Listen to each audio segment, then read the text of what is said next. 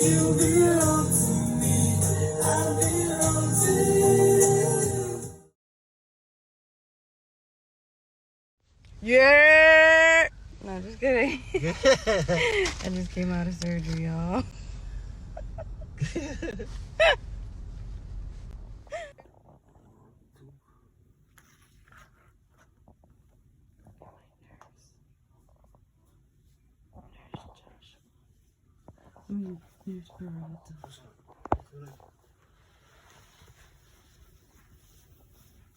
Yes.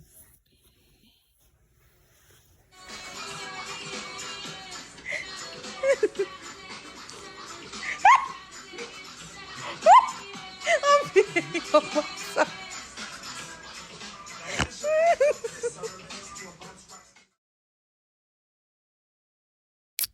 So, I never really spoke about surgery.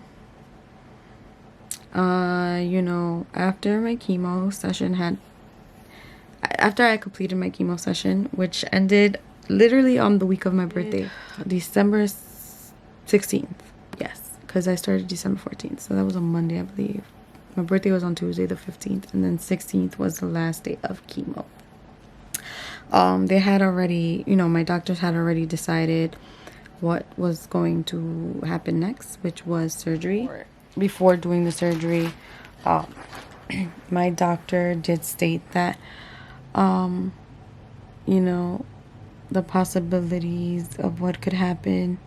She just reassured me that it was going to be okay, and that if I still wanted to go through with the amputation of my fourth metatarsal. It also included my pinky. I mean, my pinky.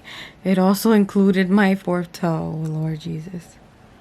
I had some doubts. Honestly, I'm not even gonna lie to you. Just because, she asked for my opinion, so I thought that was like super important to me. And obviously I stated to her that, if I didn't amputate my toe, that there would be a possibility that, the cancer could come back in that same area. And she said yes, possibility of occurrence could happen. So, I was just like, you know what, let's just go with the amputation, because it saves you time and it saves you a headache. Because my thoughts were, if I don't get the amputation, then I'm going to have it in the back of my head and I'm going to regret the fact that I didn't go with the amputation, and that would suck.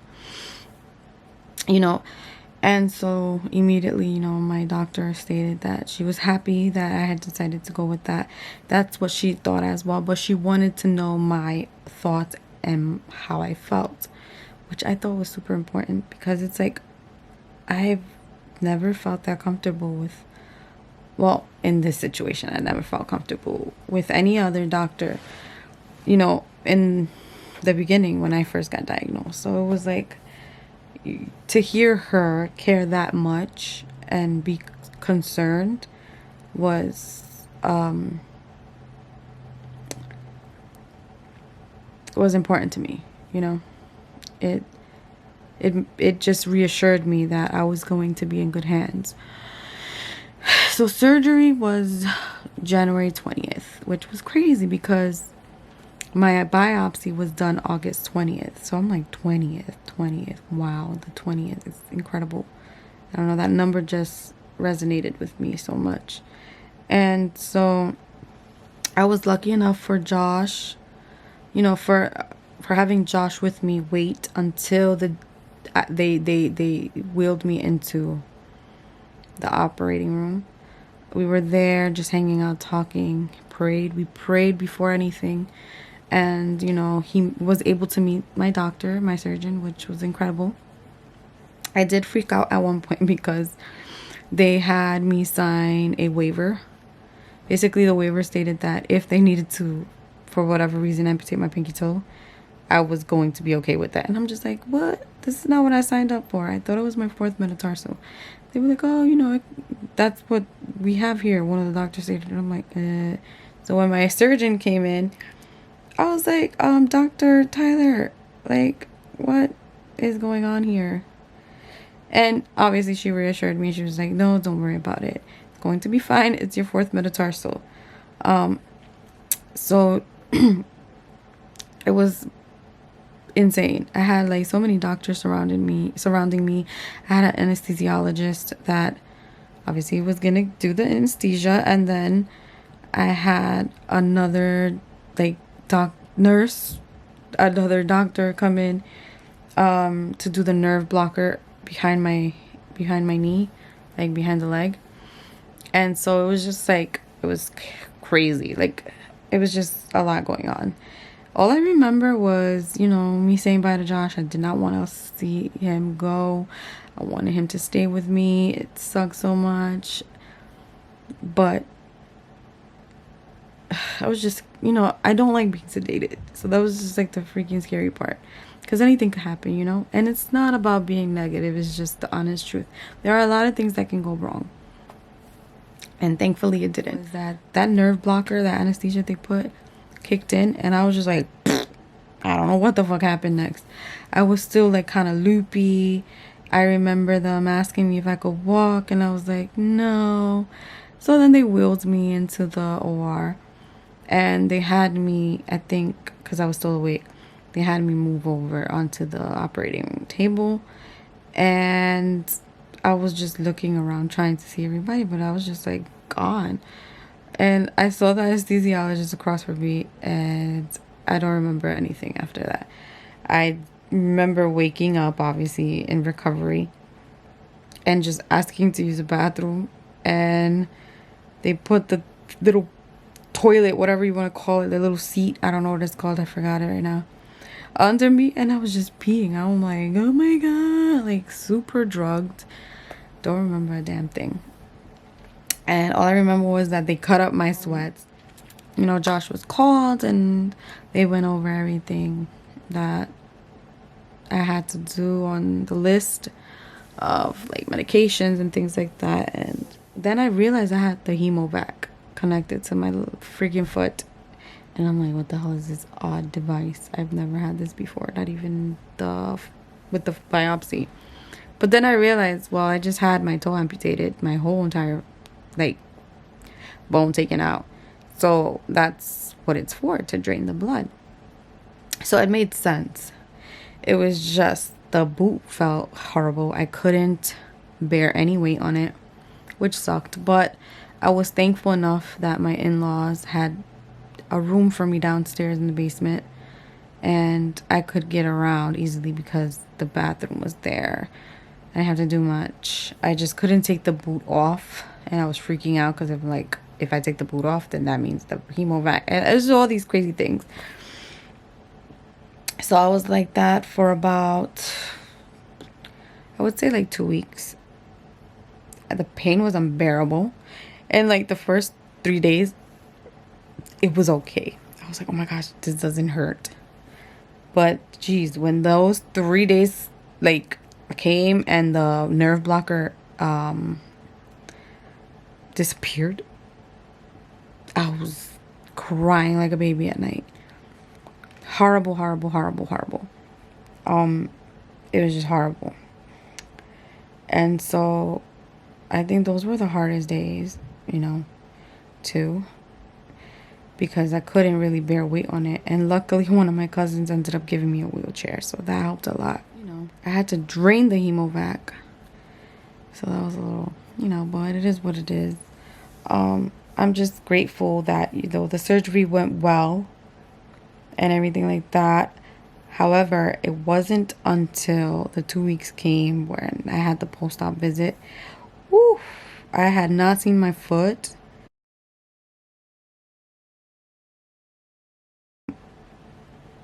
And oh my god, the stitches were insane. I never had stitches before, not even as a child. You know, I would hurt myself, but I never had stitches. I did get my gallbladder removed, but those were dissolvable stitches on the outside of my stomach. But this was horrible. They had to cut the stitches, and it was down my freaking foot. It was a longer incision. Oh, there we are. Okay, we'll lift you up for a second. Yep. Do, do, do. So it was a bigger It was a bigger. It was. well, yeah. I mean, It was well. We took the whole toe away, and we put a drain in, and we did some crazy stuff to you. But I'm very happy with how this all looks. Actually, this looks really, really good. So I'm gonna do that. I'm gonna actually go get my phone and take a picture of it as well because I think that it looks really, really good. And then I'm gonna take your drain out. So let me go grab my phone real quickly so I can take a picture. And oh my goodness, it was horrible, but I took it, you know. But overall, I know that I have 4 toes now, and it's okay. You know, my doctor, I would say she did an incredible job. I mean, she left a piece of the bone from where the fourth metatarsal was attached to, which kind of keeps my foot a little bit normal, you would say. It's not as narrow, so I'm very grateful for that. But overall, it don't even look like I have 4 toes. I don't know if it's because the swelling is still there. Maybe when the swelling goes down, it will look like I have 4 toes. I don't know yet. But before that, before everything, I thought that this was gonna change me forever. You know, I don't know what it is to lose your whole limb, but to those who have and still live their life as normal as possible and, you know, happy, because some people I've seen and they look happy, and it's like, you know, you lost a part of your body that you didn't need, that was causing you harm, unfortunately, because of the cancer or whatever the case may be. It doesn't define who you are as a person. You know what I'm saying? It doesn't make you ugly. It doesn't change who you are. Physically in appearance, maybe, but as a person, it doesn't. It doesn't. It's just a blessing, honestly, because there were a lot of things that could have gone wrong, and I'm just glad that, obviously, that even after everything that I've been through with, like, the craziness from the very beginning and things like that, I'm still here, and I still can keep going and living, you know. Obviously, cancer is going to change a lot of things, and it has, but overall, I feel like it's made me stronger, and regardless, you know, I'm going to have to get scanned every so often, and it is what it is. This is the process, and every day I'm just trying to heal myself mentally. Physically, I'm not there yet, but I know it's going to take a toll, but I'm ready to face it head on and push myself, because obviously the physical therapist is not going to do it for me. I have to push myself as well to get to where I want to be.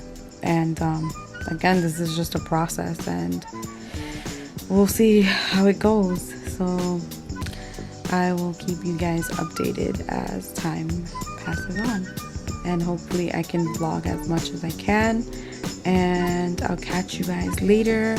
Don't forget to like, comment below, and subscribe to your girl's YouTube. Alright, peace, y'all.